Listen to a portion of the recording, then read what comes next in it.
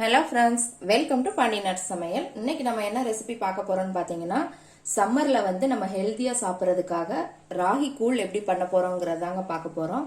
இது ரொம்ப குளிர்ச்சியான ஒரு ரெசிபின்னே சொல்லலாம். இது உடம்புக்கு அவ்வளோ நல்லதுங்க. இப்போ வாங்க இந்த ராகி கூழை நம்ம எப்படி பண்ணலாங்கிறத பார்க்கலாம். இன்னைக்கு நான் இந்த கப்புக்கு 3/4 கப்பு வரைக்கும் ராகி மாவு எடுத்துருக்கிறேங்க. இப்போ இந்த மாவை ஒரு பாத்திரத்தில் போட்டுக்கலாம். நம்ம போட்டுட்டு கட்டி இல்லாமல் தண்ணி ஊற்றி கரைச்சிக்கணுங்க.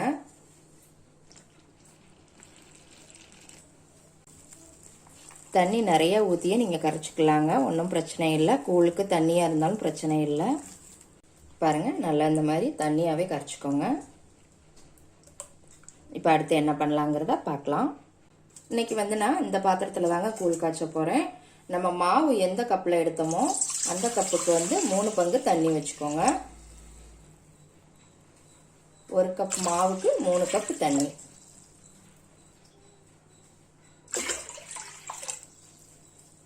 இந்த பாத்திரத்தை கேஸில் வச்சுட்டேங்க. 3 கப் தண்ணி ஊற்றியாச்சு. தண்ணி நல்லா கொதிக்கணும். பாருங்க, இப்போ தண்ணி கொதிக்க ஆரம்பிச்சிருச்சுங்க. கேஸ் அப்போ சிம்மில் வச்சுக்கோங்க. இப்போ இதில் நான் பழைய சாதம் கொஞ்சம் சேர்க்க போகிறேங்க. இது முதல் நாள் வச்ச சாதம். இந்த சாதம் போட்டு செய்யும் போது நல்லா டேஸ்ட்டாக இருக்கும். இதோட கொஞ்சம் உப்பு போட்டுக்கலாம். இப்போ மாவு நம்ம கொஞ்சம் கொஞ்சமாக ஊற்றி இந்த மாதிரி கிளறி விட்டுக்கிட்டே இருங்க. நான் மத்தில் வச்சு கிளறேங்க. உங்களுக்கு கட்டி விழுகாமல் இருக்கும் இந்த மாதிரி மத்து வச்சு கிளறினீங்க அப்படின்னா. சிம்மில் மட்டும் வச்சுக்கோங்க, இல்லைன்னா உங்களுக்கு பிடிக்க ஆரம்பிச்சிடும். இந்த மாதிரி கிண்டி விட்டுக்கிட்டே இருங்க கொதி வர்ற வரைக்கும். பாருங்க, நல்லா மாவு கெட்டியாக ஆரம்பிச்சிருச்சு. கிண்டிக்கிட்டே மட்டும் இருங்க, இல்லைன்னா அடியில் உங்களுக்கு அடி பிடிச்சிரும், கட்டி கட்டியாக ஆயிரும் நீங்கள் கிண்டாமல் விட்டுட்டீங்க அப்படின்னா. இது நல்லா கொதி வரணுங்க. கொதி வந்தால் தான் மாவு நல்லா வெந்துருச்சுன்னு அர்த்தம். இப்போதான் லேசாக வர ஆரம்பிக்குது.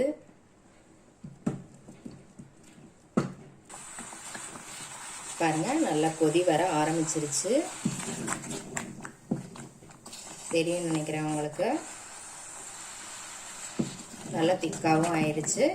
இந்த ஸ்டேஜில் நம்ம கேஸ் ஆஃப் பண்ணிடலாம். கேஸ் ஆஃப் பண்ணியாச்சுங்க. இது நல்லா 1 hour ஆறணும். ஆறுனதுக்கப்புறம் இதில் நம்ம என்னென்ன மிக்ஸ் பண்ணலாங்கிறத பார்க்கலாம். பாருங்க, 1 மணி நேரம் பக்கம் ஆயிடுச்சுங்க. மேலெல்லாம் நல்லா ஆடை விழுந்துருச்சு, நல்லா ஆறிடுச்சு. இப்போ இதோட நம்ம தயிர் சேர்த்துக்கலாம். கொஞ்சம் உப்பு சேர்த்துக்கலாம்.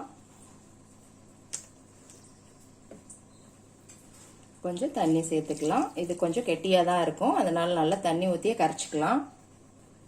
இப்போ நல்லா எல்லாத்தையும் மிக்ஸ் பண்ணி விட்டுக்கோங்க. பாருங்க, நல்லா சூப்பராக மிக்ஸ் பண்ணியாச்சு. இந்த அளவுக்கு இருந்தால் போதுங்க, ரொம்ப தண்ணியாகவும் இருக்கக்கூடாது. இப்போ இதோட நம்ம வெங்காயம் கொஞ்சம் சேர்த்துக்கலாம்.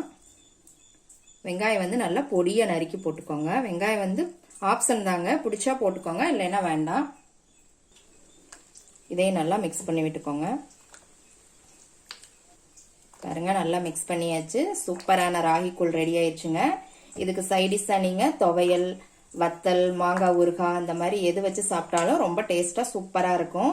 வெயில் காலங்களில் இந்த மாதிரி செஞ்சு சாப்பிடுங்க, உடம்புக்கு ரொம்ப நல்லதுங்க. அவ்வளோதாங்க, சூப்பரான ராகி கூழ் ரெடி ஆயிருச்சு. எப்படி இருக்குன்னு செஞ்சு பார்த்துட்டு கமெண்ட்ல போடுங்க. லைக் பண்ணுங்க, ஷேர் பண்ணுங்க, சப்ஸ்கிரைப் பண்ணுங்க. கூடவே பெல் ஐக்கான் பட்டனையும் அமுக்குங்க. மறுபடியும் வேற ஒரு ரெசிபியோட சந்திக்கலாம் ஃப்ரெண்ட்ஸ். அன்போடு சமைத்து ஆனந்தமாய் உண்டு இன்பமாய் வாழுங்கள். வாழ்க வளமுடன்.